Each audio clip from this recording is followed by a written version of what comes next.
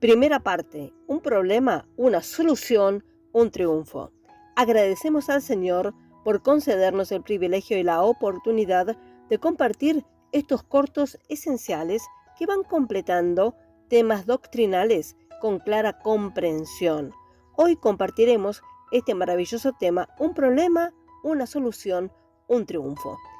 Escrito allá por el año 1900 aproximadamente por su autor, ahora tenemos el placer de compartir en su versión podcast para poner sobre la mesa este exquisito alimento para una generación que tal vez ni siquiera hubo oído de este maravilloso tema, recordando que el cielo y la tierra pasará, pero la palabra de Dios permanece para siempre. Así comenzaremos a desarrollar esta maravillosa serie de un problema, una solución, un triunfo. Leemos una referencia en Santiago capítulo 4, verso 1 y 2. ¿De dónde vienen las guerras y los pleitos entre vosotros?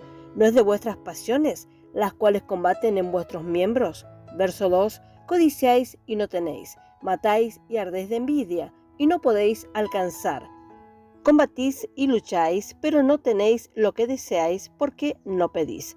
Podemos preguntarnos, ¿por qué los creyentes se desaniman, dudan de Dios, le fallan a Dios, se enfrían y retroceden? ¿Por qué los santos ungidos por el Espíritu Santo hacen cosas extravagantes, cometen pecados, se muerden y se devoran unos a otros y traen deshonra al nombre de Cristo y el Evangelio que aman?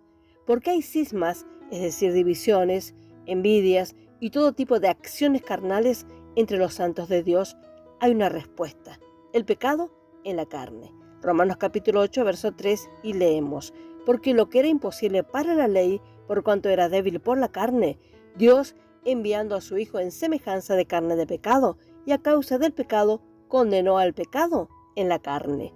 Este es el veredicto de uno que no solo era creyente, sino que también tenía la unción con el Espíritu que recibió 3 días después de haber recibido a Cristo. Leemos estas citas: Hechos capítulo 9, verso 17 y verso 18. Verso 9, donde estuvo 3 días sin ver y no comió ni bebió. Verso 17, fue entonces Ananías y entró en la casa y poniendo sobre él las manos, dijo: hermano Saulo, el Señor Jesús, que se te apareció en el camino por donde venías, me ha enviado para que recibas la vista y seas lleno del Espíritu Santo.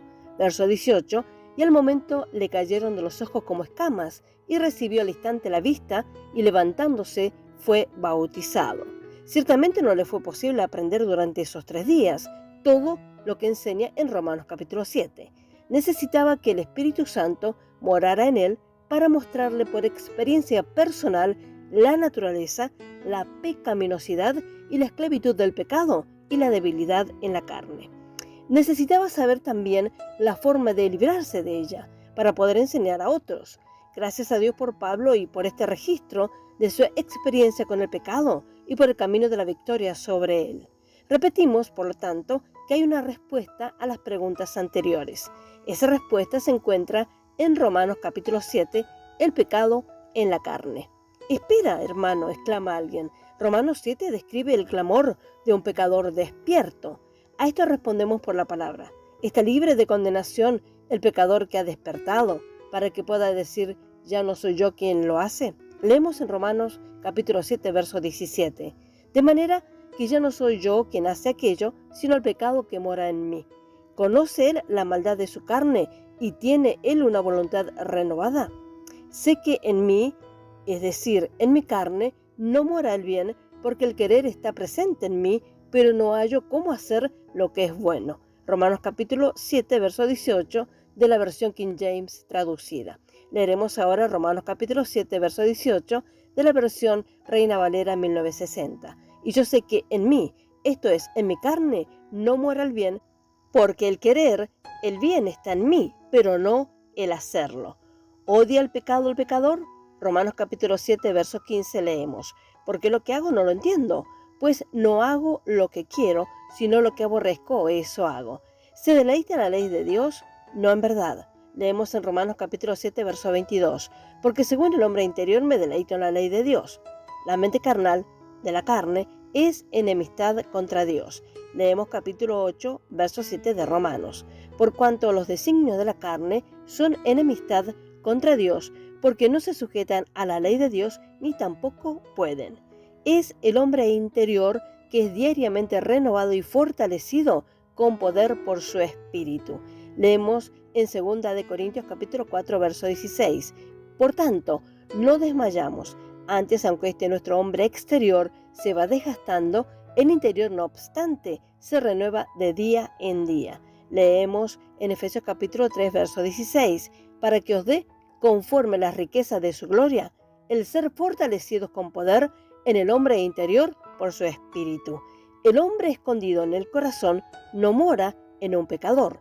Leemos en 1 de Pedro capítulo 3, verso 4 esta cita, sino el interno, el del corazón, en el incorruptible ornato de un espíritu afable y apacible, que es de grande estima delante de Dios.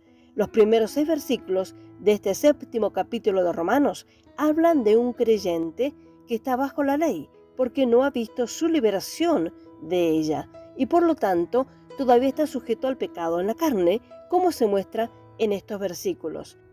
Cuántas riquezas hallamos en la palabra del Señor, la cual nos enseña provechosamente. Por ahora dejaremos por aquí, confiando en la guía del Espíritu Santo para la comprensión de la palabra de Dios. El Señor los bendiga ricamente a cada uno. Amén y amén.